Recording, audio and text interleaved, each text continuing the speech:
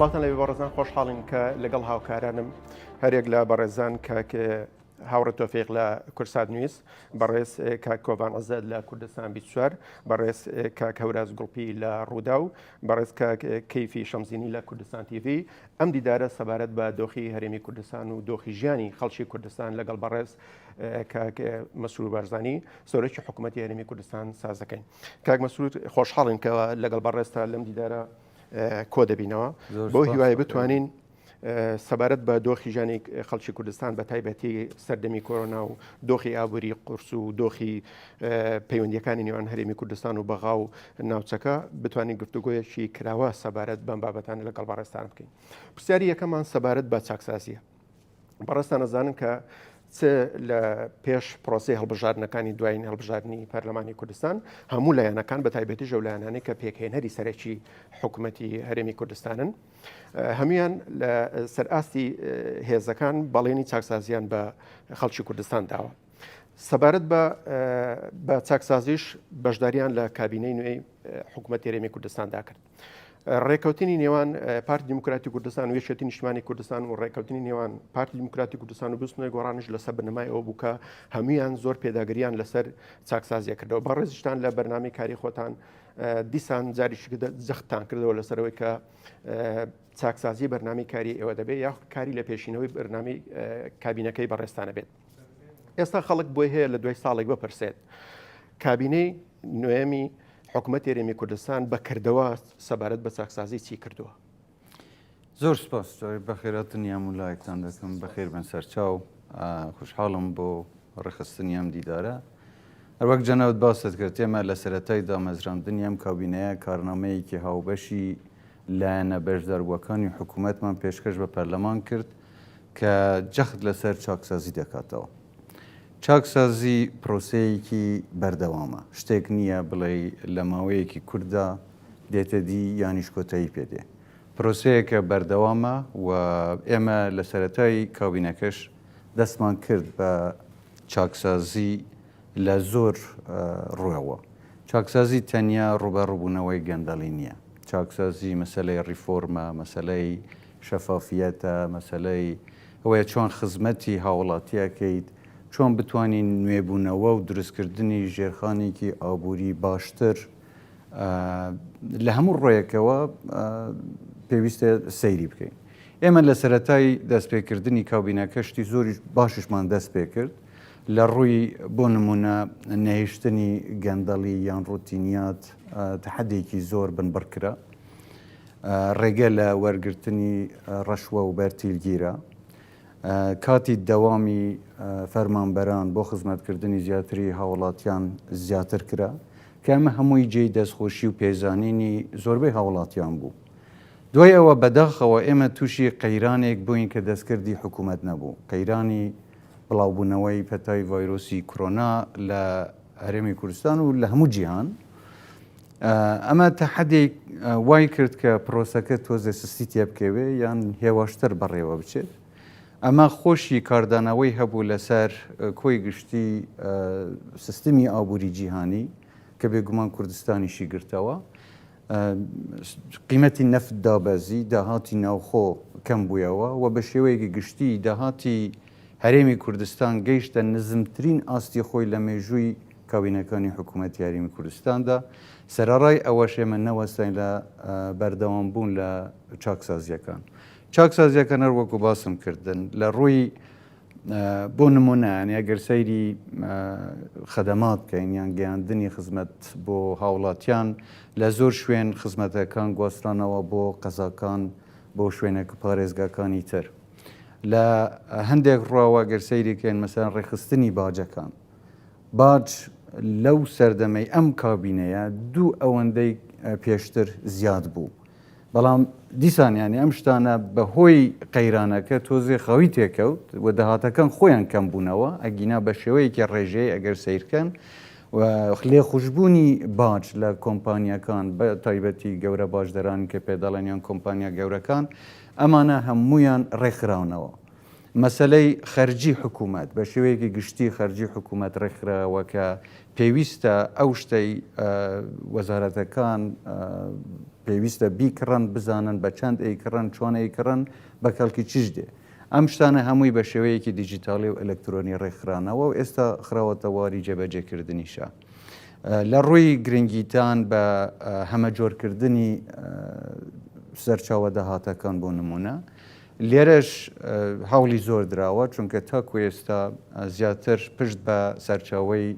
نەوتی دەبەستراوە لە کوردستان ئێمە هەوڵماندا داهاتەکانی تری ناوخۆی زیاد بکەین بە هەمە جۆرکردنی بازرگانی هەمە جۆرکردنی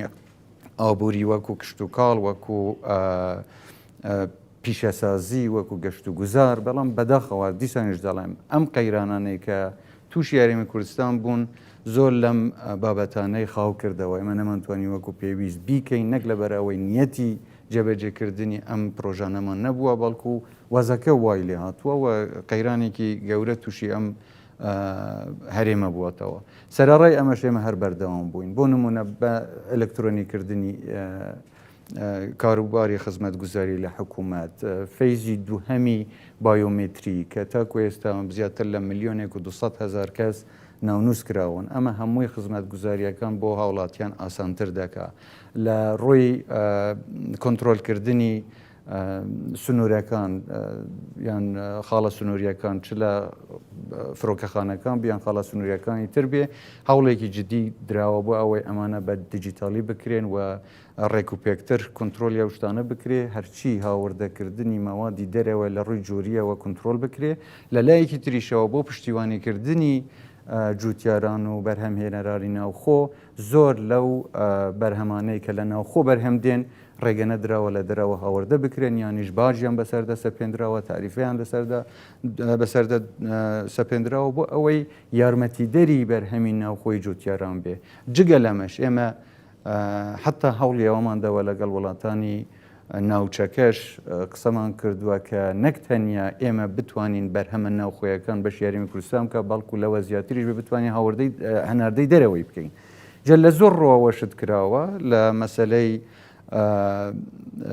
بڵێم پیشەسازی ئێمە ماوەیەکی زۆرە شتی زۆر باشیشمان کردووە لە دروستکردنی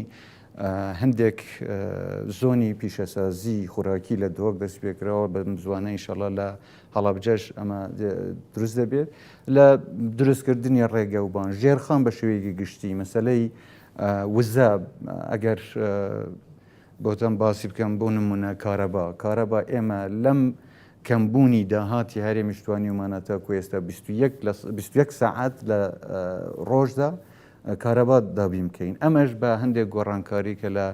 وەزارەتی کارەبادا دروست کراوە ئێمە هەوڵیەوەمان داوە زیاتر پشت بە گاز ببەستین هەم پاکترە هەم هەرزانترە و لە هەمان کاتیشدا ئێستا هەندێک مرکزی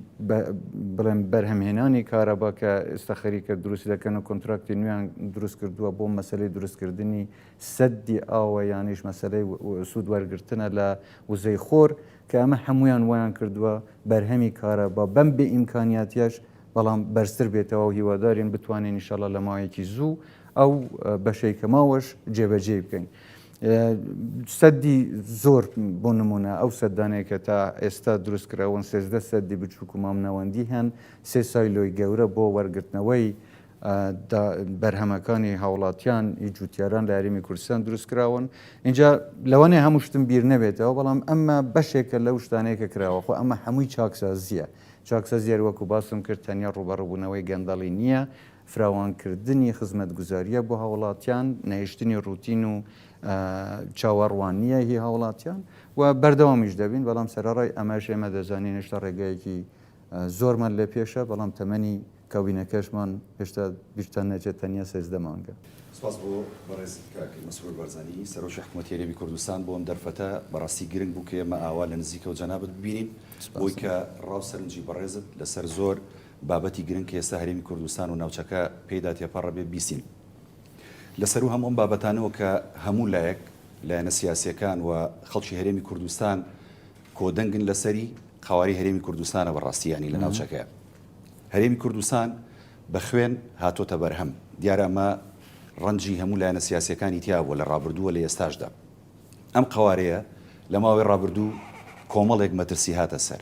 و زۆرێک لە سەرکردە سیاسیەکانی هەرێمی کوردستان وەلایەنە سیاسیەکان لە هەرێمی کوردستان باسییان لە مەترسیە کرد لەسەر قواری هەرێمی کوردستان بەگشتی خەڵکی هەرێمی کوردستان زۆر جار باوەڕی بۆ نەبوو کە مەترسی هەیە لەسەر قوارەکە بەڵام ئەوەی کە سیاسیەکان و ئێوە درکتان پێکرد گەورەتر بوو لەوەی کە خەڵکی هەرێمی کوردستان درشی پێکرد مەترسیەکان لەسەر قواری هەرێمی کوردستان ڕۆیەوەتەوە یاخود هەر بەردەوامە ئەو مەترسیانە چین کە لە ئایندەدا ڕوبەڕووی قواری هەرێمی کوردستانە بێتەوە بەغدایە یاخود ناوچەکەیە یاخود وڵاتانی هەرێمیە ئێوە توانن چی بکەن لەگەڵ لایەنە سیاسیەکان بەگشتی بۆ مەسەلەیە پلانتان چیە بۆ ئەمە بەڕاستی زۆر سپاس ئێمە لە ناوچەیەکدا دەژین کە پڕە لە کێشە تەنیا مەسەلە قەوەرەی هەرێمی کوردستان نییە کە ڕوبەڕووی کۆمەڵێک قەیران بووەتەوە لە ناوچەکەدا ئەوەی ڕاستی بێ من هاوڕانیم لەوەی کە مەترسی لەسەر تێکچوونی قەوەرەی هەرێمی کوردستان هەبێت چونکە پێم وایە کوردستان خاوەنی نەتەوەیەکی بە ئیرادە و بەهێزە کە توانیویەتی ڕوبەڕووی زۆر لەو کێشە و گرفتانەی پێشووتریش ببێتەوە کە هەوڵی نەهێشتنی کیانێک یان نەتەوەیەک بە ناوی نەتەوەی کوردیان خەڵکی کوردستانیان داوە ئێستاش پێم وایە گەورەترین کێشە کێشەی دووبەرەکی و ناتەبایی ڕێزەکانی خودی ناو کوردستانە ئەگەر کوردەکان بتوانن خۆیان یەک بن هەموو خەڵکی کوردستان بە حیزبە سیاسیەکانیشەوە بە بیر و بچوونە جیاوازەکانیشانەوە کە دەتوانن بۆ باشترکردنی خزمەتگوزاری یان خزمەتکردنی خەڵکی خۆیان دەتوانن بیر و بچوونی جیاوازیان هەبێ بەڵام لەسەر پاراستنی قەوارەی هەرێمی کوردستان یەکدەنگ و یەک ڕیز و یەک هەڵوێست بن من پێم وایە هیچ هێزێک ناتوانێ ئەم قەوارەیە تێکدا ئەو یەکدەنگیا بینیت تاکو ئێستا لەلایەن زۆر لایەنە سیاسیەکانەوە ئەیبینم بەڵام بەداخەوە لەوانەیە هەندێک کەس ئەم قەنەعەتیان نەبێ و بەداخیشەوە بەڵام پێویستە خەڵکی کوردستان خۆیان حەکەم بن لەوەی کە کێ خەمی خەڵکی کوردستان و پاراستنی ئەم قەوارەیەتی وە کێش ئەوێ نانی پێ بخوا لەبەرەوە من پێم وایە مەسەلەی یەکڕێزی و تەبایی هێزە سیاسیەکان زامن و گەرانتی پاراستنی ئەم قەوارەیە کە وابزانم ئێستا هەوڵێکی جددی هەیە و نزیکبوونەوەیەکی باشش لەلایەن هێزە سەرەکیەکان هەیە بەڵام لە هەمان کاتیشە بیریشمان نەچێتەوە کاتی خۆشی خەڵکی تر هەبووە کە دژی ئەم قەوارەی ئیشیان کردووە لە دەرەوە ئینسان خەفەتی پێ ناخوا بەڵام لە ناوخواوە خەڵکێک هەبێ بە ناوی خەڵکی کوردستانەوە بە ناوی نوێنەری کوردستانەوە بەڵام داوای تێکدانی ئەم قەوارەیە بکەن ئەمە جێی داخە و پێویستە خەڵک ئەمەیان لە بەرچاو بێ و لە بیریان نەچێتەوە بە هەر حاڵ من پێم وایە ئێمە لە بەرەی خەڵکین وەرەمان بەرزە پشت بەخوا و پشت بە ئیرادەی خەڵکی کوردستان من ئەو مەترسیە بەم جۆرە ناوبینم دەزانم تووشە قەیران بووینەتەوە بەڵام بەیەکەوە دەتوانین ئەم قەیرانانە تێپەڕێنین و ئومێدم وایە کاتێکی باشتر چاوەڕێی خەڵکی کوردستان دەکەن لەسەر پرسی کۆڕۆنا پرسیار بکەم هەڵسەنگاندن و مامەڵەی دامەزراوەکانی حکوومەت هەرێمی کوردستان لە بەرامبەر پرسی کۆڕۆنایە چۆن هەڵدەسەنجێنی و وەڵامی هاوڵاتیانیش بۆ ڕێنمایەکانی تەندروستی چۆن دەبینیت ئەوە لە لایەکلایشترەوە مێشتی تر پێیوە ببەستمەوە لە سەرەتای بڵاوبوونەوەی ڤایرۆسی کۆڕۆنا لە هەرێمی کوردستان دووفاقێتێک هەبوو بۆ نمونە ئەو کاتێک کە بڵاو بووە دەیانگوت کۆڕۆنا ڕاست نییە خەڵچکە توش دەبوو بۆ نمونە نیشان تەنها نیشانە بوو بەڵام لە دوای جەژنی ڕەمەزانەوە باشە خەڵکێکی زیاتر تووشی کۆڕۆنا بوو ڕێژەی مردن لە هەرێمی کوردستان زیاتر بوو ئەو کەسانێک کە دەیانگوت کۆڕۆنانیە لە هەرێمی کوردستان ئەو جار دەیانگوت حکوومەت هەرێمی کوردستان ناتوانێت مامەڵە لەگەڵ ئەم جۆرە پرسانەدا بکە ئێوە وەکو حکوومەت هەرێمی کوردستان بۆ پاراستنی یاخود بۆ پاراستنی تەندروستی وڵاتیانی هەرێمی کوردستان سڵ لەو جۆرە کەسانە و لەم قسانە دەکەنەوە جەنابەت خۆت وەڵامی بەشێک لە پرسیارەکەتدایەوە هەرێمی کوردستان لە سەرەتای بڵاوبوونەوەی پەتای ڤایرۆسی کۆڕۆنا هەڵمەتێکی باشی دەست پێ کرد و ڕێکاری زۆر باشی گرتەبەر بۆ ئەوەی هاوڵاتیان بپارێزێت بە هیوایەوە بووین کە دەرمانێک زوو بدۆزرێتەوە یان ئەم پەتایە کۆتایی پێبێ بەڵام ماوەکەی کە درێژ بووەوە هەروەک جەناب باست کرد تا جێژنی ڕەمەزان لە هەموو کوردستان کەمتر لە 400 حاڵەتی توشببووی ئەم ڤایرۆسە هەبووە کە تەنیا 5 کەسیان گیانیان لە دەستدا و ئەم 5 کەسەش نەخۆشی تریان هەبووە. دوای ئەمە خەڵک لێ ڕاهات بەداخەوە بابەتەکە بە سیاسیش کرا و هەندێک لایەن بۆ ئەوەی دەستخۆشی لە حکوومەت بکەن، بەڵام چونکە دژی سەرکەوتنەکانی حکوومەت بوون کەوتنە ڕخنەگرتن لە ئەدای حکوومەت کە گوایە ئەم جۆرە ڕێکارانە تەنیا بۆ پاراستنی خۆیانە یانیش بۆ ئەو قەیرانە ئابوووریە کە تووشی ناوچەکە بووەتەوە دەیانەوێت بەم جۆرە خۆیانی لێ قورتارکەن و بە ڕێکۆردی شەیەوە بزانم ئێوە ڕگەیانکارن خۆتان ئەزانن کێ چۆن قسەی کردووە. کێشەکە لەمەدایە یاریکردن بە ژیانی خەڵک بۆ بابەتێکی سیاسی ئەمە جێداخە. یعنی هەر کەسێک بێ لە ئەخلاقی سیاسیشە تۆ ناتوانانی بیت یاری بە ژیانی خەڵک بکەیت بۆ ئەوەی تعبیر لە بچوونی خۆتیان ڕخنەیەک بتەوێت لە حکوومەتێکی وەکو ئەم کاوبینەیە بگری بۆ نمونە. ڕێکارەکان زۆر باش بوون، ڕاستە تۆزی تند بوون، بەڵام ئێمە ئەمەشتان بیر نەچێتەوە. ئەم ڕێکارانە زیاتر لە هەموو لایەنێک زیانیان لە حکوومەتدا، چونکە حکوومەت ئامادە بوو داهاتی خۆی کەم کاتەوە تەنیا لە پێناوی پاراستنی ژیانی هاوڵاتیان. اینجا ئەمە بەداخەوە بە جۆرێکی تر تەفسیر کرا بە سیاسی لە هەندێک لایەنەوە. خۆتان من نامەوێت بچمە ناو تەفاسیلی مەوزوعەکە کە بە شێوەیەک لێکدانەوەی بۆ کرا، خەڵکیشیان خستە گومانەوە کە گوایە ئەم ڤایرۆسە وانە مەترسی نییە کە چی دوای تێکەڵبوون و دوای ڕێنمایەکان کە جێبەجێ نەکران بینیمان بە چ شێوەیەک بڵاو بۆیەوە بەداخەوە لە هەموو کوردستان وای کرد کە خەڵکێکی زۆر توش بێت و هەندێک کەسیش بەداخەوە گیانیان لەدەستدا. لێرەشە من سەرخۆشی لە بنەماڵە و کە سوکاری هەموو ئەوانە دەکەم و تەمەنەی چاکبوونەوەش بۆ هەموو ئەو کەسانە دەکەم کە تووشی ئەم پەتەیە بوونەتەوە. حکوومەت بەرپرسە چ بەرەمبەر بە هاوڵاتی هەموو کەسێک دەگرێتەوە، ئۆپۆزیسیۆنیش دەگرێتەوە، لایانی بەشدا لە حکوومەتیش دەگرێتەوە، بێلایانیش دەگرێتەوە. هەموو هاوڵاتیەک لەم کوردستانە بەرپرسیارەتی حکوومەتە. لەبەرەوە حکوومەت ناتوانێت بێباک بێ نابەرپرس بێ بەرەمبەر بە ئەم شتانەی کە ڕوو دەدەن. لەبەرەوە حکوومەت لەگەڵ زیاتربوونی مەترسی ڤایرۆسەکە ڕێکاری تری گرتە بەر. خۆشتان نەزانن زۆر لەو فەرمانبەر و پزیشک و ئەو کەسانێک کە حتا لە کەرتی بڵێم وەزارەتی ناوخۆ ئەوانەش کە یارمەتیدەریان بۆ پۆلیسە ئاساییشە کە هەوڵیاندا بۆ یارمەتی وەزارەت تەندروستی بدەن یان ئەو ڕێنمانە کە دەرکرد هەموو بۆ ئەوە بووە کە خەڵکەکە پارێزراوە بێ. ژیانی خۆیان خستە مەترسیەوە، خەڵکێکی زۆر زیاد ژیانی خۆیان خستە مەترسیەوە بۆ ئەوەی هاوڵاتیان سەلامەت بن. ئێستاش ئەگەر بە پێ ڕێژەی سەیریکەی وەزارەتی یاریمی کوردستان لە چاو زۆر لە وڵاتانەی کە زۆر بە توندی تووشی بوون بەو ئاستە قورس نییە، بەڵام خوا نەخواستە ئەگەر ڕێنمایەکان جێبەجێ نەکرێن ئەم وازە لەوانەیە بەداخەوە خراپتر بێ. یەکێک لە هۆکارەکانی ئەوەیە کە ژێرخانی تەندروستی یاریمی کوردستان بۆ پەتایەکی وا ئامادە نەبووە. هیچ یەکێک لەم وڵاتانی پێشکەوتوش ئامادەیەن تێدا نەبووە ڕوبەڕووی ئەم پەتەیە بنەوە بەم شێوەیە. لەبەرەوە باشترین ڕێکار ئەوەیە کە تاک خۆی بپارێزێ. ئەمەش بەدەست بە خۆپاراستن و بەستنی دەمامک و دەستەوانە و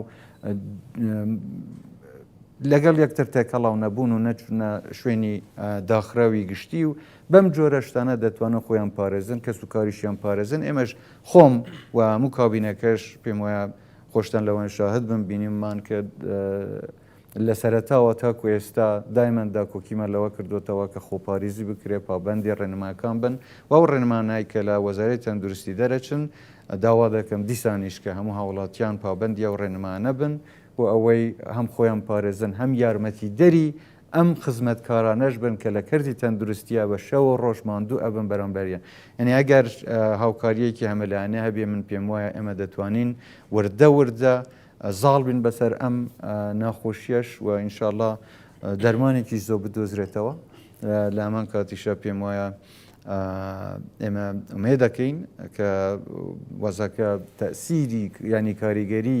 ئەرێنی بە سەرکەرتەکانی تری ئابووری و شتەکانی تریشدا هەبێ ئەگەر ئەم پەتە لە کۆڵمان بێتەوە. بەهەرحاڵ من داوا دەکەم ڕێنمایەکان جێبەجێ بکرێن ئەوەی لەسەر حکوومەت بووە کردوویەتی ئەوەی ئێستا ماوە بەجددی بەرپرسیارەتی تاکی هاوڵاتیە کە پێویستە خۆشیان بە بەرپرس بزانن بەرامبەر بە پاراستنی ژیانی خۆیان و کەس و کاریان و هاوڵاتەکانیان. سپاس دەکەم. سپاس جەنابی سەرۆک وەزیران. وەکو جەنابیشت باست کرد بۆی بڵاوبوونەوەی ڤایرۆسی کۆرۆنا نرخی نەوت دابەزی دۆخی ئابووری تێکچوو لەگەڵەوە دۆخێکی سیاسی ئالۆس بە دوای ئەوە هات. وەکو سەرۆک وەزیرانی کوردستان چۆن دەڕوانیە هەڵوێستی لایەنە سیاسیەکانی بەشدار لە حکومەت بە تایبەتی یەکێتی نیشتیمانی کوردستان و زوتنەوەی گۆڕان. ئێمە حکوومەتێکی ئیتلافیمان پێکێناوە و زۆر بەڕاشکەوەی پێتان بڵێم ئەو برادەرانەی کە بەشدارن لە حکوومەت من پێم وایە تیمێکی زۆر گونجاو و منسەجم و بە یەکەوە کارێکی باشمان کردووە زۆر لە یەک نزیکین بڕیارەکانمان بە تەوافق دەدرێ ئێمە لەوانەیە کابینەیەک بین کە زیاترین کۆبوونەوەی ئەنجومەنی وەزیرانمان کرد بێت تقریبان بە شێوەی هەفتەیی ئێمە کۆبوونەوە دەکەین زۆر هەموو بابەتەکان لە کۆبوونەوەی ئەنجومەنی وەزیران باز دەکرێن و نزیک بوونەوەی باشمان هەیە تێگەیشتنی باشمان هەیە و ئەدای وەزیرەکانیش بە بێ جیاوازی لە هەر لایەنێکی سیاسی بن ئەدایەکی زۆر باش و پەسەند بووە خۆم زۆر لیان ڕازیم لەوانەیە طبعاً زروفەکە هەندێک جار تەحکوم بەوە دەکا کە دەتوانین چەند سەرکەوتوو بین لە جێبەجێکردنی پرۆژەکان بەڵام ئەوانەی لە کابینەکەدان من پێم وایە زۆر سەرکەوتون و باشن و منسەجمین و تێگەیشتنێکی باشمان هەیە هیوادارم کە حزبەکانیشیان زیاتر پاڵپشتی نوێنەرەکانیان بن لە حکوومەت. زۆر سوپاس جەنابی سەرۆکی حکوومەتی هەرێمی کوردستان من پرسیارەکەم درێژ ناکەم چکە زیاتر لە تیڤیەک بەشدارە لەو دیدارە هاوبەشەدا. هەرێمی کوردستانیش بێگومان هاوشێوەی زۆر لە وڵاتان گیرۆدەی زۆرێک لە کێشە و قەیرانەکان هەروەک جەنابیشت ئاماژەت پێکرد بەشێکی زۆر لەو کێشە و قەیرانانە لە دەرەوەی ویستی حکوومەتی هەرێمی کوردستانیان هەرێمی کوردستانن. دەبینین لە سەر ئەرزی واقع نخبەیەک لە ناوخۆی هەرێمی کوردستان دەیانەوێت ئەم دەرفەتە بە جۆرێکی تر بقۆزنەوە بەو مانایی کە ئەجێندای سیاسی ئەجێندای حەزبی و ئەجێندای تاکە کەسی تێکەڵ بە هەندێک لە داوا و مافەڕەوەکانی خەڵکی هەرێمی کوردستان بکەن لە کاردانەوەی ئەوەشدا بینیمان کە لەم ڕۆژانەی ڕابردوو بەداخەوە لە هەندێک شوێنی دیاریکراوی هەرێمی کوردستان بەشێک لە دام و دەستگا حکومی و حەزبیەکان کەوتنە بەر پەلاماری بەشێک لە خەڵک یاخود پەلاماری ملک و ماڵی گشتی درا کە پێم وایە بەر لە هەر کەسێک هاوڵاتی ئاسایی لەم دۆخە زەرمەند دەبێت. تێڕوانینی جەنابەت هەمووەکو سەرۆکی حکوومەتی هەرێمی کوردستان بۆ ئەم کاردانەوانە بۆ ئەم بابەتە چیە و دیسان حکوومەتی هەرێمی کوردستان چۆن مامەڵە لەگەڵ واقعێکی لەم شێوەیە دەکات. زۆر سپاس لە کاتی قەیران طبعاً گلەی و گازندە زۆرە بێ لە کاتی سەرکەوتن شەریک و ڕەفیقت زۆرە بێ ئێمە بەداخەوە ئەو قەیرانانەیە کە ئێستا هەرێم دووچاری بوار وەکو جەنابیش باست کرد دەستکردی هەرێم نی ئێمە پەتای کۆرۆنامان دروست نەکردووە ئەم ڤایرۆسەمان دروست نەکردووە ئێمە هۆکاری دابەزینی سعری نەفت نەبووین لە بازاری جیهانی بەڵام کاریگەری ئەم قەیرانانە ئێمەشی گرتوتەوە ینی تەسیری هەبووە لەسەر ئێمەمانە بەداخەوە لە جیاتی ئەوەی یارمەتی حکوومەت بدرێ بۆ زاڵبوون بەسەرم قەیرانانە هەندێک لایەن هەوڵی ئەویان داوە سوود لە کات و لە بڵێم گلەیی خەڵکەکە وەربگرن بۆ دژاتیکردنی حکوومەت بە شێوەیەکی ناڕەوە من خۆم هیچ کێشەم لەگەڵەوە نییە کە خەڵکێک مافی خۆیەتی خۆپێشاندانێکی ئارام و شارستانیانە بکات داوای مافی خۆی بکات بەڵام خۆپێشاندان لەگەڵ وێرانکاری و سووتاندن دوشتی جیاوازە و ئەمەشمان بیر نەچێتەوە ئازادی پێناسەکردنی ئازادی پێناسەکردنی تعبیر ئەبێ بۆمان ڕوون بێتەوە تۆ تا ئەو کاتە ئازادی تا ئەو کاتە ئازادیت هەیە کە پێشێلی ئازادی کەسێکی تر نەکەیت بەڵام تەعەداکردن لە مافی کەسێکی تر ناکرێ ئەمە بە ئازادی ناو بندرێ یان بە تعبیر ناو بندرێ کە ئەمە پێم وایە لە زۆر ڕوویەوە بە هەڵا لەوانەیە تێگەیشتنی بۆ کرابێ ئەو بەڕێزانەیە کە خۆپێشاندانەکەن داوای مافی خۆیانەکەن حق خۆیانە با بڵێن بەڵام لەسەر چ بنەمایەک ئەگەر خەڵک خۆی داوای مافی خۆی ئەکا شتێکە ئەگەر بە شێوەیەکی ئاراستەکراو لەلایەن لایەنێکی سیاسیەوە بۆ قۆڵکردنی قەیرانەکان و بۆ لێدان لە حکوومەت ئەمە شتێکی ترە من داوا دەکەم هاوڵاتیان ئەم دووشتە لە یەک جیا بکەنەوە یعنی حکوومەت خەتای چی بووە لە دروستکردنی ئەم قەیرانانە تاکو تاوانبار بکرێ بۆ نمونە جار بەجار باسی موچە و دواخستنی موچە و یان بودجە دەکرێت ئایا حکوومەت بودجەکەی هەبووە و نەیداوە یانیش حکوومەتی مەرگهی فدرالی لە عێراق بودجەکەی نەناردووە کە حکوومەت نەیتوانیەوە وەکو پێویست موچەکان بدا ئەمەش لەوانەیە بابەتێک بێ هیوادارم بتوانێت قسەی زیاتری لەسەر بکەین بەڵام لەم ڕوانگەوە وێرانکردن و سووتاندنی فەرمانگەکانی حکوومەت یان مڵکی گشتی بە جددی ئەمە تاوانە ئەمە تعبیر لە بیرروبووچوون نییە بینیمان لە کەلار چی ڕوویدا لە هەڵەبجە چی ڕوویدا لە زاخۆ چی ڕوویدا و لە هەندێک شوێن حتا دەستنیشانی ئەوژگە تەقە کراوە چەک بەکارهێنراوە خۆ پێشاندانی ئاسە خۆ پێشاندەری یاسایی چۆن چەک بەکارەهێنێ چۆن پەلاماری بنکەی حکومی یان فەرمانگەیەکی حکومی دەدا یان حتا پەلاماردانی بنکەی حزبی ئەمە بە هیچ شێوەیەک ڕەوانیە جایز نییە چونکە بنکەی حزبی خاوەنی جەماوەرێکە کە ئەم حزبەی هەڵبژاردووە لە دەنگدانەکان دەستکەوتی هەبووە سەرکەوتنی بەدەستێنەوە کەواتە حزبەکانیش نوێنەرایەتی بەشێک لە هاوڵاتیەکانەکەن یعنی یەکێک بێت تعدا لە فەرمانگەیەکی حکومی یان حزبی بکە ئەمە تعدا لە مافی هاوڵاتیان دەکا لەبەرەوە ئەم جۆرە ڕفتارانە قابلی قبول نین و من لەگەڵ پارێزگارەکان لەگەڵ بەڕێوەبەرە ئیداریەکان قسەم کردووە ئەوانەیە کە خۆ پێشاندانی ئاسایین ئێمە ڕاوبوون بیرروبووچوونەکانیان بەڕێزا وەردەگرین بەڵام ئەوانەی کاری تێکدەرانە ئەکەن ئەبێ ڕێکاری یاسایی بەرەمبەر ئەم جۆرە کەسانە بگرێتە بەر چونکە ئەمانە تەعەدایان لە مافی هەموو هاوڵاتیان کردووە فەرمانگەیەکی حکومی بۆ نمونە ئەو ڕۆژە لە هەڵەبجە چەند داکیومنتی پێشتر هی کیمیاباران کە لەوێ هەڵگیرابوون لە کاتی کیمیاباران و لە کاتی ئەم هەموو قەیران ئەم هەموو شتانە کە زۆر داکیومنتی هەڵەبجە هەڵگیرابوون نەسووتێنران بەم شەوە بەم جۆرە شێوەیە سووتێنران ینی ئەمە چۆن ینی ئەمە کەی ئازادیە ئەم جۆرە تربیەتە ئەم جۆرە ڕفتارانە نامویە بە کولتوری کوردستانی من پێم وایە ئەبێ ئێمە بگەڕێنەوە بۆ سەر بنەماکانی مەبادئی ڕەسەنی کوردەواری کە خۆمان ئەگەر حتا بیرروبووچوونی جیاوازیشمان هەبێ حتا لەگەڵ یەکتر کۆکیش نەبین بەڵام ڕێگەی دروست بگرینە بەر ڕێگەی شارستانی بگرینە بەر بۆ دەربڕینی ڕەخنەکانمان بۆ دەربڕینی هەڵوێستەکانمان بەڵام هاندانی خەڵک و بەداخەوە یاریکردن بە ژیانی گەنج مناڵ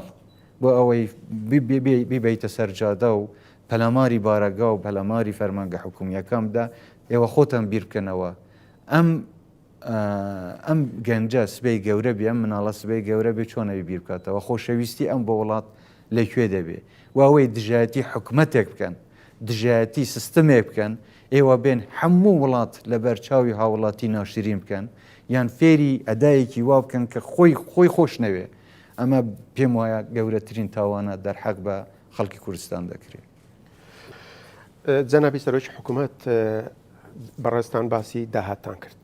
ڕخنەیەکی زۆرە گیرێ لە حکوومەت هەرێمی کوردستان کە سەرچاوەکانی داهات لە هەرێمی کوردستان شەفاف نین هەروەها ڕخنەیەکی گیرێ کە هەندێک لە سەرچاوەکانی داهات لە ژێر کۆنتترۆڵی حکوومەت خۆی نین وەڵامی حکوومەت هەرێمی کوردستان وەڵامی بەڕێستان بۆ ئەمە چیە؟ سەرچاوی داهات لە هەرێمی کوردستان سێ جۆرە یەکێکیان سەرچاوی نەفتیە یەکێکیان داهاتی ناوخۆیە یەکێکیشان ئەو بڕەبوجەیە کە حکوومەتی عێراق دەینێرێت تەمانەوەی حکوومەتی عێراق دەینێرێ معلومە چەندە لەبەرەوە پێویست بەوە ناکە بڵین شەفافیان شەفاف نییە ئەوەی کە لە داهاتی نەفتیش دێ شەریکەی دیلۆیت هەیە کە پێشتر لە کابینەکەی پێشتریش عەقدی لەگەڵ ئەسرابەوە ئێستا شێمە عەقدەکەمان نوێ کردوتەوە کە ئەزانن چەند نەفت ئەفرۆشرێ بە چەند ئەفرۆشرێ داهاتەکەی چەندە و داهاتەکەی چی لێتێ بەشێک لەم داهاتە بۆ معلوماتی جەنابێت و هەموو هاوڵاتیانی بەڕێزیش ئەو کۆمپانیانەی کە نەفت دەرەهێنن کولفەیان هەیە ئەبێ بەشێک لەو پارەیە بۆ کولفەی تەشغیلی ئەم کۆمپانیانە بگەڕێتەوە باقی تر دەگەڕێتەوە بۆ وەزارەتی دارایی پێشتریش تەبعاً پرۆسەیەکە بووە بەڵام ئێستا ئێمە داکۆکیمان کردووە کە حتا سیستمێکی بانکی نێودەوڵەتی دروستمان کردو لە سەرەتای کابینەوە ئەوەمان کردووە بوو ئەوەی هەموو داهاتە نەفتیەکان لی کۆمپانیەکان بەڕێگەی ئەم بانکە نێودەوڵەتیە بێنەوە کە بانکی حکوومەتە بانکی حکوومەتە بوو یەکەم جار ئێمە توانیمانە بانکێکی نێودەوڵەتی بۆ حکوومەت یاریم دروست بکەین و ئەم بانکە هەرچی داهاتە خەرجی و داهات چ بۆ کۆمپانیەکان دەڕوا چش لە کۆمپانیەکانەوە بۆ یان لە فرۆشتنی نەوتەوە دەگەڕێتەوە دێتە ئەم بانکە و یەکسەر دێتەوە بۆ وەزارەتی دارایی کەواتە شەفافیت هەیە شەفافیت هەیە لەوەی کە داهاتی نەفچۆنەوە کۆمپانیای دیلۆیتی شەیەکە پێداچنەوەی بۆ دەکا بەداخەوە هەندێک کەس لەوانەیە تێنەگەیشتنیان هەبێت لەوەی کە سعری نفتی برند بۆ نمونە دەڵێن بەوەندێ پێیان وایە نفتی یاریمی کوردستانیش بەوەندەیە وان نییە نفتی یاریمی کوردستان کەمترە لەوە چونکە جۆری نفتەکە جیاوازە و مەسلەی نەقل و ئەو شتانەش کە دێتە سەری جیاوازی تێخستووە لە کەواتە نفتەکە بەو سعرە نییە کە خۆیان تەسەویر تێدا دەکەن و لە دیلۆیت هەر سێمانگ جارێکیش شتەکان بڵاو دەکرێنەوە کە بە جۆرێکە لەبەرەوە پێم وایە زۆر جار مەسلەی ڕخنەگرتن لەوانەیە لەسەر بنەمای زانستی یان معلوماتی کافی نەبێ هەر بە خەیاڵ و بە تەسەورات هەر کەسێ بە جۆرێک لێکدانەوەی بۆ دەکا و دەڵێ ئەگەر وایە ئەی بۆوانی آخر بە ئەگەر شت ناکرێ بێ واقعی بێ بزانێ فعلەن ئەم شتێک کە تۆ ئەڵێ ڕاستە یان ڕاست نییە کە لە زۆر ڕواوە ڕاست نەبووە لەبەرەوە ئەم شتانە ئەگەر سەیری داتاکان و واقعەکە بکەیت هەمووی دیارەوە هەموو کابینەی حکوومەتیش ئاگادارە لەمەیەکە بە شۆرێکە ئەمەش سەبارەت بە داهاتی نفتی طبعاان بمانەوێ زیاتریکەین ئەمەش مەوزوعێکە کە من نازانم لەم جەلەسێ دەتوانین باسیکەینیان نە بەڵام حتا ڕێژەی بەرهەمهێنانی نفتی خۆمان کە پابند بێن بە ئەوەی ئۆپێک و حکوومەتی عێراق و چەندی بۆ داتی نەوخە چەندی بۆ هەناردەکردنە ئەمەش بابەتێکە ئەگەر پێویست بوو لە کاتێکە باسی بکەین بەڵام سەبارەت بە داهاتەکەی ئێستا کە هەیە هەمووی ڕوون و ئاشکرەیە کە هەمووی دێتەوە بۆ ئەم بانکە نێودەوڵەتیە و دەگوازرێتەوە بۆ وەزارەتی دارایی خۆمان داهاتی تری غەیری نفتی یان داهاتی ناوخۆ کە لە ناو هەرێمدا هەیە ئێمە لە سەرەتای کابینەوە هەوڵی ئەوەمان داوە کە ئەم داهاتە زیاد بکەین ئەمە زیاد بکەین بەچی بەوەی کە هانی کەرتی تایبەت دەین پشتیوانی کەرتی تایبەت دەین خەرجیەکانی حکوومەت کەم بکەینەوە ئاسانکاری بۆ داهاتی زیاتر یان هەمە جۆرکردنی ئابووری کوردستان بکەین تەنیا پشت بە لایەنێک نەبەستین کشت و کاڵی پەرەی پێ بدەین پیشەسازی پەرەی پێ بدەین حتا مەسلەی وەبەرهێنان ئەمە ئاسانکاری زیاتر بکەین بۆ وەبەرهێنەری ناوخۆیی بۆ وەبەرهێنەری بیانی کە دێت هەرێمی کوردستان زیاتر بکەین کە وەبەرهێنانێکی زیاتر لە کوردستاندا دروست بکرێ و ببێ بە سەرچەوەیەکی داهاتی ناوخۆی زیاتر ئەمانەش هەمووی لەم کابینەیەدا زیاتر لە هەموو کاتێک گرنگیمان بە مەسلەی دیجیتالکردن و بە ئەلکترۆنیکردن و تەسجیلکردن و کۆکردنەوەی داتا و شەفافیەتە و شتانە کردووە هەمووشی دیارە هەندێکی کەوتۆتە کارەوە هەندێکیش لە ماوەیەکی کووردا ئینشاڵڵا دەکەوێتە کارەوە بەداخەوە دیسا ئەم قەیرانانە تۆزێ دەستیان بەسینەوەنیان هێشت بە پەلا ئەم شتانە بکەین بەڵام داهاتەکان دیارم ینی من باسی باجم کرد لە سەرەتا کە دوو ئەوەندە زیادی کرد چونکە لێخۆشببوونی باجی نەما لێخۆشببوونی باج بۆ هیچ کۆمپانیەک نەما هەموو کۆمپانیەک پێویستە بیدەن لە هیچ شوێنێک لێخۆشببوونی باج نەماوە و هەموو پابندن بەوەی کە باش بدەن و بە شێوەیەکی ڕێژەی زیاد دەبێت ینی یە کەسێک داهاتی کەم بێ باجی کەمترەدا بەڵام کۆمپانیەک داهاتی زیاد بێ بە شێوەیەکی ڕێژەی باجێکی زیاترەدا ینی لەو شوێنانەی کە پێویست بووە داهات زیاتر بکرێ و کۆ بکرێتەوە خۆ معلومە ینی حتا لە سەرەتای دەستپێکردنی کابینەکە داهاتی ناوخۆ لە 120 میلیۆن دلار بۆ 250 میلیۆن دلار زیادی کرد کە بە تەما بووین بۆ کۆتایی ساڵ بۆ 300 و زیاتریش زیاد بکە بەڵام بەداخەوە کە بە شێوەیەکی گشتی وەزی ئابووری لە هەرێمی کوردستان تووشی ئەم کێشەیە بوو داهاتەکان هەمویان هات نەخوارەوە ینی مەسەلە ئەوە نییە کە ئێمە نەمانتوانی بێ یان شتەکان شەفاف و دیار نەبن هەمووی زۆر بە ڕاشکاوی بە شەفافی هەن و هەر کەسێکیش بیاوێ ڕێگە هەیە دەتوانن بێن بزانن کە چۆن شەفافە ئیتر بەڵام یەکێک بۆ خۆی بیاوێ بەنەوەیەکی تر قسە بکەمە شتێکی ترە ناکرێ بڕیار لەسەر قسەی بێ بنەما بدرێ بەڵام ئەوەی من دەیڵم هەموو لەسەر ئەساسی حەقیقەت و ڕقم و داتا هیچ سەرچاوێکی داهات هەیە لە ژێر کۆنتڕۆلی حکوومەتان نەبێت ئێمە سەرچاوی داهاتی بۆ نمونە ئەنێ خۆ هاوڵاتیەک بزنسێکی هەیە کردی تایبەت بزنسێکی هەیە بۆ خۆی داهاتێکی هەیە ئەنی ئەوەی کە ئەتوانی بیدە تەنیا باجەکەیە کە ئەیدا بە حکوومەتێکی نەدادەکەی خۆیتی بەڵام ئەگەر مەبەستت خاڵە سنووریەکانە ئێمە زۆر هەوڵمانداوە بۆ ئەوەی خاڵە سنووریەکان کۆنتترۆل بکرێن خاڵە سنووریەکان هەمویان بە یەک چاو سیر ناکرێن طبعا خاڵی سنووری فڕۆکەخانەکان هەیە و ئەوەشە لەگەڵ وڵاتانی دراوسێ هەندێک شوێن لە هەندێک شوێن باشترە من نامێ بچمە ناو تەفاسیل لە هەندێک شوێن لەوانەیە کنتترۆلی باشتر کرا بێ ئیجراعات زووتر دەستی پێکرد بێ التیزامی فەرمانبەران لەم سنوورانە باشتر بوو بن بەڵام لە هەندێک شوێن وەکو پێویست نەبووە گلەی ئەوە دەکرێت کە قاچاقشیەتیاوانە دەکری ئێمە لەگەڵ ئیدارە خۆماڵیەکانی پارێزگاکان قسەمان کردووە کە ئەوان پابندی خۆیان پێشان بدەن و پابندی خۆیان پێشانداوە کە بە زووترین کات ڕێگری بکەن لەسەر ئەوەی کە بە قاچاق شت ئەهێندرێ و ئەبردرێ یان کنتترۆلێکی باش لەسەر خاڵە سنووریەکان نییە ئەم بەڵێنەیانداوە حکوم ئێمەش زۆر پابندین بەوەی کە بتوانین بە هەموو شێوەیەک کنتترۆلی ئەو شتانە بکەین بەڵام هەر بۆ معلوماتی جەنابەت حتا مەسلەی تەسجیلکردن و هاوردەکردن و باجوەرگرتنی مەوادە هاوردەکان لە سنوورەکان ئێستا بە شێوەیەکی دیجیتاڵی بەسراوەتەوە ینی ئێستا ئەمە هەنگاوێکە کە نراوە وەشتی باش کراوە من ناڵێم 100% بنبڕ بووە بەڵام ئێمە نیەتی یاومان هەیە کە بتوانین بە شێوەیەکی گشتی هەم خاڵە سنووریەکان بە شوەیەکی ڕێکوپێک کنتترۆل بکەین نەک تەنیا لە مەسلەی داهات و لە ڕووی ئابوووریەوە بەڵام لە ڕووی جووریشەوە چونکە زۆر جار شتیوات داخلەکرا کە سوودی نەبووە یانیش فێل کراوە لە خەڵک لە هاوڵاتی ئێمە کوالیتی کنتترۆلمان لەسەر هەموو سنوورەکان دامەزراندووە لە هەندێک شوێن هێشتا بە شێوەیەکی تەواو جێگیر نەبووە بەڵام بە جێگیربوونی ئەم شتانە پێم وایە هاوڵاتی دەتوانێت دڵنیا بێت لە ئەو ماوادەی کە هاوردە دەکرێت کە شتی باشن و لە ڕووی ئابووریشیەوە پێم وایە دەتوانێت یارمەتی دەربێ بۆ زیادکردنی داهاتی ناوخۆی هەرێمی کوردستان. بەڕێزجەنابی سەرۆک وەزیران یەکێک لە دروشمەکانی پێکەنانی کابینەی نوێی حکوومەتی هەرێمی کوردستان بە سەرۆکایەتی بەڕێستان پرسی لامەرکەزی بوو و دابەشکردنی دەسەڵاتەکان بوو. ئەم پرسە لە ماوەی ڕابردوو لە سلێمانی و لە زۆرێک لە ناوچەکانی دیکە داوا ئەکرا کە لامەرکەزی پەیڕەو بکرێەوە لەوێ هەوڵەکەیە هەوڵەکان تا ڕادەیەک گەیشتۆتە ئەنجام. ئەم پرسە هیچ مەترسیەشی هەیە بۆ سەر حکوومەتی هەرێمی کوردستان و ئەگەر واژۆکردنی هاتە بەردەستی جەنابتان ئامادەی واژۆی بکەیەوە لەو بارەیەوە هەمانجیتان لەگەڵ بەڕێز کاقوبە تاڵەبانی جێگری سەرۆکی ئەنجومەنی وەزیران چۆنە؟ من پەیوەندیەکی زۆر باش و پتاوم لەگەڵ کاقوبەتەیە و پێکەوە ئیشی باشمان کردەوە ئینشەڵڵا بتوانین شتی باشتریش بکەین بەیەکەوە. مەسەلەی لامەرکەزی ئێمە لە کابینەی حکوومەت دەباسی لامەرکەزی ئیداریمان کردووە کە ئەمە پرۆژەی هاوبەشی هەموو لایەنە بەشدار بووەکانە و ئەمە پرۆسەیەکە پێویستە دراسەی تەواوی بۆ بکرێ و لە پەرلەمان بڕگای لەسەر بدرێ ئەنجومەنی پارێزگایەک ناتوانێت بڕیار بە تەنیا بدا. ینی ئەوەی کە جەنابەت باسی دەکەیت ئەمە لەوانەیە حەز و خواستی لایەنێک بێ یان بەشێک بێ بۆ مەرامێکی سیاسیان بۆ هەر جۆرە بێ بەڵام ئەوەی لە بەرنامەی کاری حکوومەتدایە حکوومەت پابەندی جێبەجێکردنی بەرنامەی خۆیەتی کە پێشکەشی پەرلەمانی کردووە کە بەشێکی لەمە مەسلەی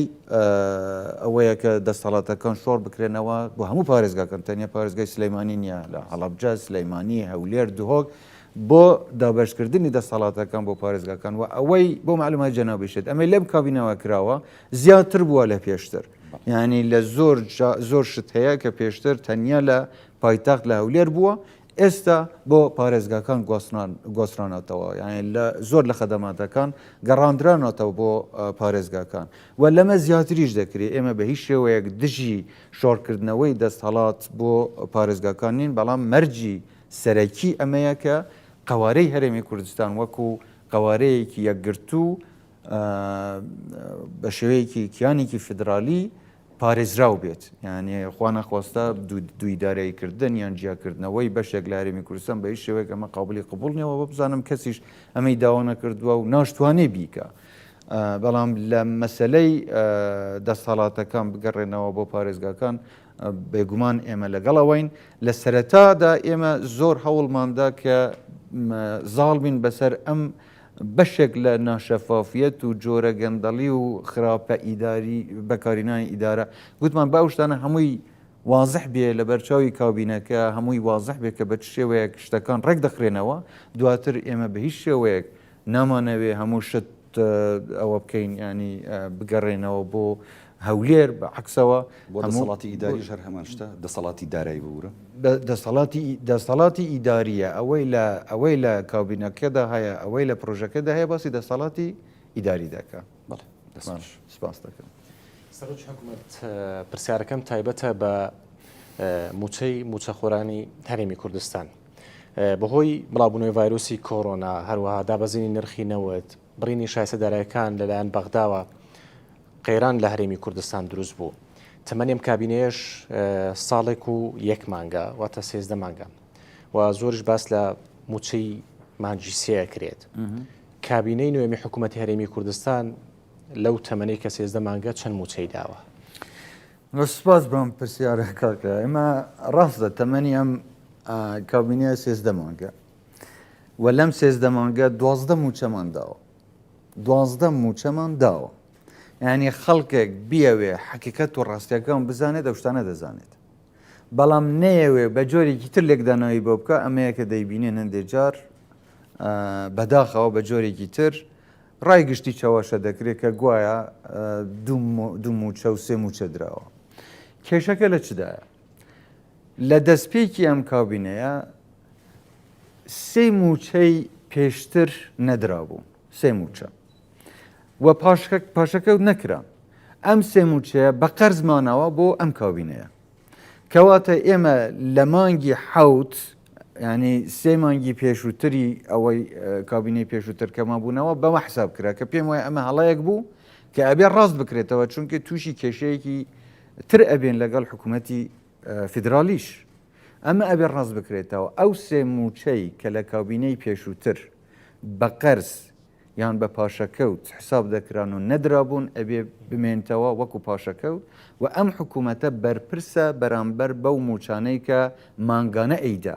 ئەمەی ئەم حکوومەتان نەیتوانی بیکە ئەمە بووە کە دوو موچە وەکو خۆی بیدا بە ڕێژەی 21% خۆی گونجان لەگەڵ ئەو بڕە بودجەی کە لە بەردەست بوو ئەمەش بۆ چونکە حکوومەتی عێراق لە بەڵێنەکەی پاشگەز بوویەوە بە شێوەیەکی یاساییش بووە ئەبواە حکوومەتی عێراق هەموو ئەو ئیلتیزاماتەی خۆی بۆ موچەی هەرێم ینی دابێن بکردایە کەچی نەیکرد و بۆ معلوماتی ئێوەش ئەوەی عێراق دەینار تەنیا 51% موچەکانی موچەخۆرانی هەرێم بووە نەک هەموو موچە عێراق نەیناردووە بە هیچ شێوەیەک لەو پەڕی 450 میلیارد دیناریان ناردووە کە دواتر لە مانگی 4 بە مانگێک تاخیر کردیان بە 400 ئێستاش کردیان بە 320 میلیارد کەواتە حتا لەو ئیلتیزامەی کە 51% موچەی موچەخۆران دەبووە دابینی بکەن ئەمەشیان نەکرد و سێ مانگیشیان هەر بەگشتی نەناردووە یعنی موچەی مانگی 5 و 6 و 7 حکوومەتی عێراق نەیناردووە ئەمەی ئێستاش لە 450کەمیان کردوتەوە بۆ 320 بەڵام بەرامبەر بەمە حکوومەتی هەرێم چی کردووە عێراق سێ مانگی نەناردووە کەواتە ئەبوایە تەنیا دەمانگ حساب بکرێت لەسەرەمە حکوومەتی هەرێم 12 مانگ موچەی داوە 12 مانگ موچەی داوە باو هەوڵانەی کە داویەتی لە مەسلەی کۆکردنەوەی داهاتە کە دەڵێن شەفاف نیە ئەم جۆرە داهاتانێکە کۆکردوتەوە و بەداخەوە نەیتوانیوە وەکو پێویست ئەو بڕەموچەی کە پێشتر دەدرە بەو شێوە بدرێت چونکە بودجەی بەردەست نەبووە ینی حکوومەتی هەرێم پێویستی بە 755 میلیۆن دلار هەبووە بۆ دابشکردنی موچە بەڵام تەنیا 600 میلیۆنی بەدەستەوە بووە اینجا ئەم گۆڕانکاریە کە بەسەر موچە داهاتوە نەمەسە لە چاکسازیە کە بەداخەوە هەندێک جار باسیەوە دەکرێت کە گوایە چاکسازی لە موچەی فەرمانبەران دەکرەوە ئەمە نەحەقیەکە دەرحەق بە حکوومەت دەکرێت چونکە چاکسازی دەستکاریکردنی موچەی فەرمانبەران نییە ئەمەی کە حکوومەت مەجبور بووە بیکە لەبەرەوە کە بودجەکەی بەشی نەکردووە ئەبوایە خۆی بگونجێنێ زۆر جاریش گوتومانە کە خۆگونجاندن لەگەڵ بودجەی بەردەست بەم شێوەیە موچەکە دەدرێت ینی لەمەشە ئەوەی کە 300,000 دینار کەمتری وەرگرتووە بە هیچ شێوەیەک دەستکاری موچەکەی نەکراوە بە شێوەیەکی ڕێژەیی کە موچە زیادە بێ زیاتر لەوانەیە داشکانی بۆ کرابێ یان لێ کەم کرابێتەوە ئەمەش شتێک نییە بڵێن ئەمە بەرنامەی چاکسازی حکوومەت نییە ئەمە خۆگونجاندنە چاکسازی شتێکی ترە چاکسازی پێداچوونەوەیە بە موچەخۆری مستحق و بەوەی کە باز دەکەم پێشتر مەسەلەن بندیوار هەبووە چۆن هەبووە پێداچوونەوەی ئەم شتانە زۆری کراوە زۆری بە شێوەی بایۆمتری چارەسەر کراوە بەشێکیشی ماوە بەڵام چاکسازی لە دەستکاریکردنی موچەکەدا نەبووە بۆ معلومات یان ئێمە بە شێوەیەک بە چاکسازی حساب نەکرێ ئەمە خۆ گونجاندنە لەگەڵ بودجێ بەردەست بەڵام ئەمەی کە جەناوی باسی دەکەی دەڵێن موچەی مانگی سەیە من باسیشم کرد بەڵام دووپای دەکەمەوە ئەم حکوومەتە 12 مانگ موچەی داوە و لەم 12 مانگە تەنیا 2 مانگ نەیتوانیەوە بە شێوەی تەواو موچەکە بدا چونکە حکوومەتی عێراق 3 مانگ موچەی نەناردووە 3 مانگ موچەی نەناردووە و 3 مانگیش هی کابینەکانی پێشووترە کە بەداخەوە بەهۆی ئەو هۆکار و قەیرانانەی کە لەو سەردەمەش تووشی هەرێم بوون مەسلەی شەڕیدا ئەش بووە نەناردنی بودجە بووە کە ئەمە هەمووی دیارە بۆمان کە ئەوانیش تووشی هەمان قەیران بوون نەیانتوانیەوە بیدە کێشەکە ئەمەیە بەڵام ئێستا ئەمە ئەبێ حەل بکرێت چونکە لەگەڵ حکوومەتی عێراقیش ئێمە خەریکین بگەینە ئەنجامێک بۆ ئەوەی چۆن چارەسەری ئەم کێشانە بکەین بەڵام بۆ ئەوانەیە کە دەڵێن ئەم حکوومەتە موچەی نەداوە من ئێستاش بڵێم هەموو بەڵگەکانیش بەردەستە کە 12 مانگ موچە دراوە حکوومەت هەرێمی کوردستان کە توانێت موچە لە کاتی خۆی و بەبێ لێبڕیندا بەش بکە بەشی دومی پرسیارەکەم تایبەتە بە پەیوەندی لەگەڵ بەغدا بۆچی لەگەڵ حکوومەتی عێراقی تەنها لەسەر 3 مانگ ڕێککەوتن ناکۆکی سەرەکیەوە لەسەر بەڕێوەبردن و داهاتی دەواازە سنووریەکانە جارێ حکوومەت کەی دەتوانێت موچە وەکو خۆی دابشکە لەسەر داهات دەمێنێتەوە ئەگەر حکوومەتی عێراق التزاماتی خۆی بەرامبەر بەدابینکردنی بڕە موچەی کە پێشتریش بەڵێنیان داوە بەردەوام بن حکوومەت دەتوانێت وەختەوەک خۆی موچەدا بەش بکە و ئێمە ئومێدەوارین کە بتوانین داهاتی ناوخۆش بەو ڕیفۆرمەی کە دەستمان پێکردووە لە حاڵەتێکیشە ئەگەر ئەم قەیرانی ئابووری و مەسلەی بابەتی کۆڕۆنا و ئەوانە نەمێنێ داهاتەکان بەرەو زیاد بوون بڕۆن بێگومان ئێمە دەتوانین بەڵام شتێک ئەبێ لە توانای حکوومەت دابێ بتوانێت بیکە ئەم هۆکارانە هەن ئەگەر چارەسەر بکرێن پێم وایە حکوومەت دەتوانێت من ناتوانم ئێستا بڵێم لە کام مانگدا لەگەڵ حکوومەتی عێراق ئێمە لەسەر خەتین بۆ ئەوەی بگەین بە ئەنجامێک کێشەکان تەنیا دەواازەی سنووری نین من با یەک شتان پێ بڵێم مەسلەی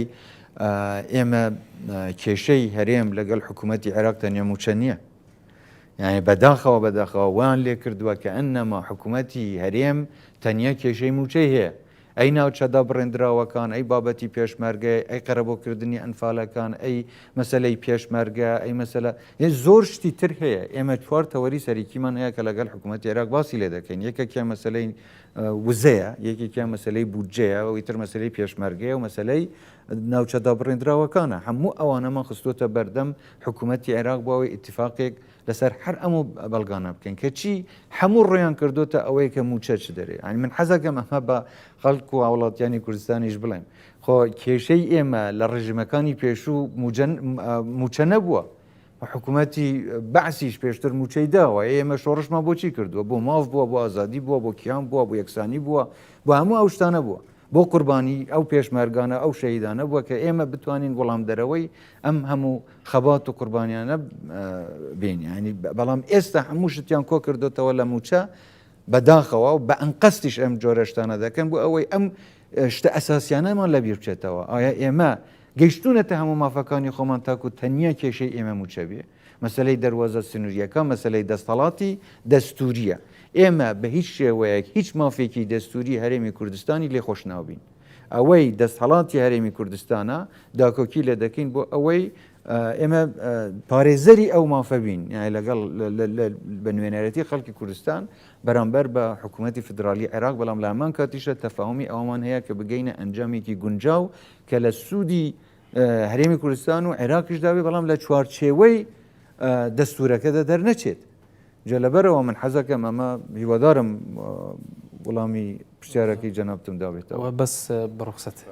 لە مەسلەی ڕێککەوتن بۆ گەڕانەوەی پێشمەرگە بۆ ناوچە کوردستانەکانی دەرەوەی دارە هەرێمی کوردستان لە چه قۆناغێک لەسەر ئەمەش ئێمە قسەی زۆرمان کردووە تاپەن ئەمە دوو بەشە یەکێکیان چارەسەرکردنی ناوچەدا بڕێنراوەکان بە مادەی 140 دەستوری ئەبێ حەل بکرێت کە بە سێ مەرحەلەی جیاواسە بکرێ بەداخەوە لە ساڵی 2005ەوە دوای پەسەندکردنی دەستور تاکو ئێستا حکوومەتی فدرالی کەم تەرخەم بووە لە جێبەجێکردنی مادەی 140 نەک هەرێم بەڵام ئێستا حاڵەتێکی تر هاتوتە پێشەوە کە مەسلەی دوای داعش و هاتنی داعش و هەندێک گۆڕانکاریکە بەسەر ناوچەکەدا هاتن بابەتی ئەمنی و چۆنیەتی کۆنتترۆلکردنی ئەو سنوورانەیە لە ڕوبەڕووبوونەوەی داعش و تەروریستەکانی ئەو ناوچەیە بۆ ئەمە اتفاقێکی تر کراوە کە ئێمە لەگەڵ حکوومەتتی عێراق بگەین بە ئەنجامێک بۆ ئەوەی لە هەندێک شوێن پڕکردنی فراغ لە منتیقەکە بۆ ئەوەی داعش و تۆریستەکە نتوانە سوودی لەوەربگرن و ببن بە مایە ئازار بۆ هاوڵاتیانی ئەو ناوچانە بۆ ئەمە گفتوگۆ بەردەوامە لەلایەن حکوومەتتی عێراق و لەلایەن ئێمەشەوە وەزارەتی پێشمەرگە وەزارەتی ناوخۆ کە بەردەوام لەسەر خەتن قسە دەکرێت کە لە هەندێک شوێن پێشمەرگە و جەیشی عێراقی بتوانن ئەم فراغە پڕ بکەنەوە بۆ ئەوەی بتوانن یارمەتی دەری خەڵکەکە بن هیچ نەبێت لە ڕووی ئەمنیەوە بەڵام بۆ چارەسەری گشتی ناوچەکە دیسان ئێمە ئەگەڕێنەوە بۆ سەر مادەی 140 دەستور کازمی تێگەشتنی چۆنە بۆ چارەسەری مادەی 140 باشە خۆی باشە بەشێکی پرسیارەکەشت ئەمە بوو کە بۆ ئیتفاقەکە بۆ 3 مانگە ئەمە بەداخەوە لە حکوومەتتی عێراق هەمویان هاودەنگ نین لەسەر ئەوەی کە ئەم ئیتفاقە بەم شێوەیە خێراکە کراوە پێویستی بە گفتوگۆی زیاتر لەبەرەوە ئێمە ئامادەیەمیان پێشاندەوە کە بەردەوام بین لە گفتوگۆکردن لەگەڵ حکوومەتتی عێراق ئەم جەنابی سەرۆک وەزیران لەسەر بەرپرسیارەتی خۆی ئەم 3 مانگەی ئەوە کردووە بۆ ئەوەی دواتر لەم 3 مانگە بتوانین بگەین بە ئیتفاقێکی شاملتر لەسەر کۆی ئەو بابەتانە یان مەسلەی بودجەش بە شێوەیەکی گشتی یانێ بتوانین چارەسەری بکەین چکە ئەمەی کە حکوومەتتی عێراق بۆ ئێمەی دەنێرێ بەشێکی زۆر بچووکە لە مافی خەڵکی یاریمی کوردستان و هیوادارم ئەو بەڕێزانەی کە ئیدعای پارێزگاری لە مافەکانی کوردستان دەکەن لە بەغدا لە جیاتی ئەوەی ڕخنەکان ئاراستی حکوومەت یاریان بکەن ئەو ڕخنانە ئاراستی حکوومەتی فدرالی بکەن کە ئەوان هۆکاری نەناردنی موچەکە بوون لە جیاتی ئەوەی لەوێ داوا بکەن موچە نەنێرن و لێرەش خەڵک هام بدەن بڵێن بۆچی موچەتان نییە. سپاس. جەنابی سەرۆکی حکوومەت لەم چەند ڕۆژەی ڕابردوودا شاندێک لە هەرێمی کوردستان هاوشان لەگەڵ شاندی عراقی سەردانی ئەمریکایان کرد. بێگومان ژمارەیەک دیدار و کۆبوونەوەیان لەگەڵ لایەنی ئەمریکی هەبوو. لەم دۆخی ئێستای هەرێمی کوردستان و دۆخی عراقیشتانانەت کاریگەری و ڕنگدانەوەی ئەم سەردانە بۆ سەر ڕەوشی ناوخۆی هەرێمی کوردستان چۆن دەبینن مەبەستم کاریگەریە ئیجابی و ئەرێنیەکەیە. جگە لەوەش ڕنگدانەوەی ئەم سەردانە بۆ سەر پەیوەندیەکانی داهاتووی هەولێر و بەغدا چۆن دەبینن چکە باس لەوە دەکرێت کە سەرۆک وەزیرانی عراق داوای لە هەرێمی کوردستان کردووە کە لە ماوەیەکی زۆر زوودا پێم وابێ باس لەوە دەکرێت هەفتەی داهاتوو شاندێک لە هەرێمی کوردستان سەردانی بەغدا دەکات. پێت وایە ئەم جارە بەغدا جددیتر بێت بۆ چارەسەرکردنی بنەڕەتی ئەو گرفتانەی پەیوەستن بە باری دارایی هەرچەندە مافی دەستوری و یاسایی هەرێمی کوردستانن؟ من بە لە بەشی یەکەمی پرسیارەکە دەست پێ بکەم. ئەمە بۆ یەکەم جارە شاندێکی عێراقی بە بەشداری هەرێمی کوردستان بۆ بابەتێکی استراتیجی گفتوگۆ لەگەڵ ئەمریکا بکە و شاندەکەی ئێمە شاندێکی فراوان بووە کە پێکاتوە لە هەموو لایەنە بەشداربووەکانی حکوومەت و چەند تەوەری لەخۆگرتووە کە چوونەتە ئێوێش گفتوگوی زۆر باشیان لەگەڵ لایەنی ئەمریکی کردووە طبعاً لە چوارچێوەی شاندی عێراقیدا بەشداریان کردووە بەڵام لە هەمان کاتدا لەوێ باسی زۆر بابەتیش کراوە کە پەیوەستن بە بارودۆخی ناوخۆی هەرێمی کوردستان و پەیوەندی بینی عێراق و هەرێمی کوردستانیشدا. لەگەڵ چوونی شاندەکە من پێشەوە نامەیەکم بۆ وەزیری دەرەوەی ئەمریکا نارد کە زۆر بە باشی وەرگیرە و کاریگەری هەبووە لەسەر کۆی گشتی پرۆسەکە. لە هەمان کاتدا شاندەکەش کە چوونەتە ئەوێ لەسەر زۆر بابەتی مەسلەی وزەیە مەسلەی ئەمنیەتە پەیوەندی استراتیجی نێوان ئەمریکا و عێراقە هاوکاری نێودەوڵەتیە اینجا هەموو ئەو بابەتانەش باسیەوە کراوە کە بەشی هەرێمی کوردستان چۆن دەبێت. من دڵنیام کە کاریگەری باشی دەبێت چونکە ئەگەر عێراق بتوانێت قەناعەت بە وڵاتانی دەرەوە و ئەمریکا بکە کە مستەسمری بیانی و بەرهێنەری بیانی یان تێکەڵبوونێکی زیاتری ئابووری لەگەڵ عێراق دروست بکەن بژێوی ژیانی خەڵک باش بێتەوە ئەمە کاریگەریەکی ئەرێنی بەسەر خودی هەرێمی کوردستانیشدا دەبێت و لە هەندێک لایەنیشەوە پێم وایە هەرێمی کوردستان خۆی دەتوانێت ببێ بە بەشێک لە چارەسەری زۆر لە گرفتەکانی تری عێراق بە هاوکاری نێودەوڵەتی بە تایبەتی ئەمریکا. لەبەرەوە من خوشببینم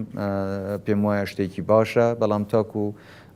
زیاتریش بۆ شاندەکەی ئێمە با بگەڕێتەوە لە وردەکاریەکان زیاتر ئاگادار بین ئەو کاتە هیوادارم بتوانین وەڵامی باشتریشمان پێوێ بۆتان لەگەڵ حکوومەت عێراق ئێمە هەموو جارێک گوتومانە ئامادەین سەردانی بەغدا بکەین چەندین جار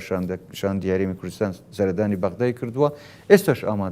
ئامادەین هەر کاتێک پێویست بێ بچین لەوێ بەردەوامی دەین بە گفتوگەکان بۆ گەیشتن بە ڕێکەوتنێکی گونجاوتر و باشتر کە لە خزمەتی هەموو عێراقداوی بە تایبەتی بەلای ئێمە بۆ هەرێمی کوردستان دەستکەوتی باشتر بەدەستبێنین جا هەفتەی داهاتوو بیان هەر کاتێک بێمە چاوەڕێ ئەوانەکەین هەر کاتێ ئامادە بن ئێمە ئامادەین بچین بۆ بەردەوامی لە گفتوگەکانمان لەگەڵەوە بەڕێ سەرۆکی حکوومەت سوپاس بۆ وەڵام و ڕوونکردنەوەکانت زۆر سپاسیەوەش دەکەم زۆر من سپاس خۆشتان بپارێزم پابند بن هەرچەندە بۆ ئەلام ئێمە مەجبور بووین بەو شێوە قسە بکەین بەڵام باوەڕ بکەن هەموو جارێ پابندی